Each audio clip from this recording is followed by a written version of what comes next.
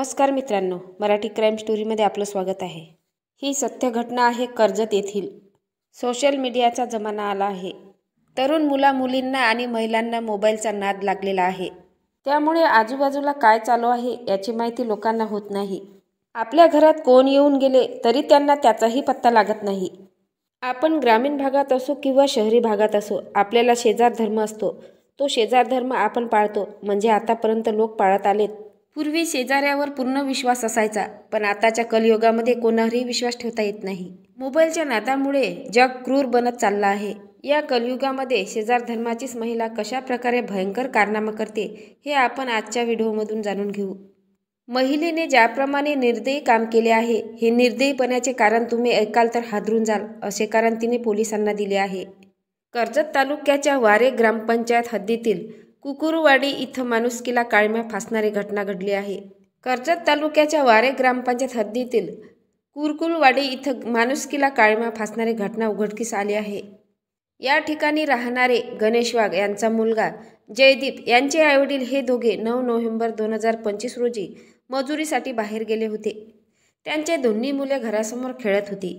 याच वेळी शेजारी राहणाऱ्या जयवंत मुकणे हिने जयदीपला उचलून घरामागील पायवाटेजवळ नेले आणि जयदीपचा गळा आवळून खून केला। यानंतर तिने काहीच माहीत नसल्याचे नाटक करत जयदीप बेशुद्ध झाल्याचे भासवत हा नैसर्गिक मृत्यू असल्याचे नाटक केले। मुलाला कळंब रुग्णालयात नेले असता डॉक्टरांनी त्याला मृत घोषित केले। त्यामुळे कुटुंबाने परंपरेनुसार मुलावर अंत्यसंस्कारही करून टाकले। मात्र एका जागरूक नागरिकाने नेरळ पोलिसांना गुप्तपणे माहिती दिली। माहिती मिळताच नेरळ पोलीस ठाण्याचे अधिकारी शिवाजी ढवळे यांनी त्यांच्या पथकांनी तात्काळ घटनास्थळ गाठले। कर्जतचे तहसीलदार धनंजय जाधव यांच्या परवानगीने पुरलेला मृतदेह पुन्हा बाहेर काढण्यात आला।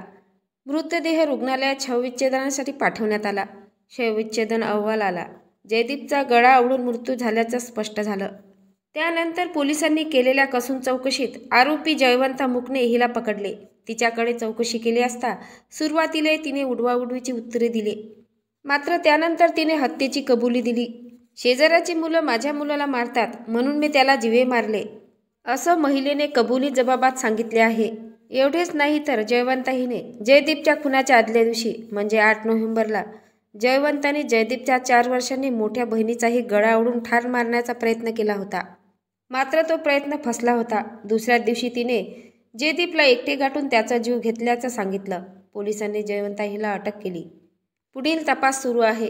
पूर्वी आईवडील शेतात गेले की मुले शेजाऱ्याच्याच घरी राहायचे आणि खेळता खेळता त्यांची भांडणे देखील व्हायची, पण अशा क्रूर स्वभावाच्या महिलेला हे सहन झाले नाही। लहान मुले म्हणजे त्यांची भांडणे होणारच, पण एवढ्या छोट्याशा कारणामुळे जयवंताने शेजारच्या निरागस मुलाचा जीव घेतला। सर्व प्रकरण तिने दडपण्याचा पुरेपूर प्रयत्न केला, पण पोलिसांनी या प्रकरणाच्या मुळाशी जाऊन तिला शोधून काढलेच।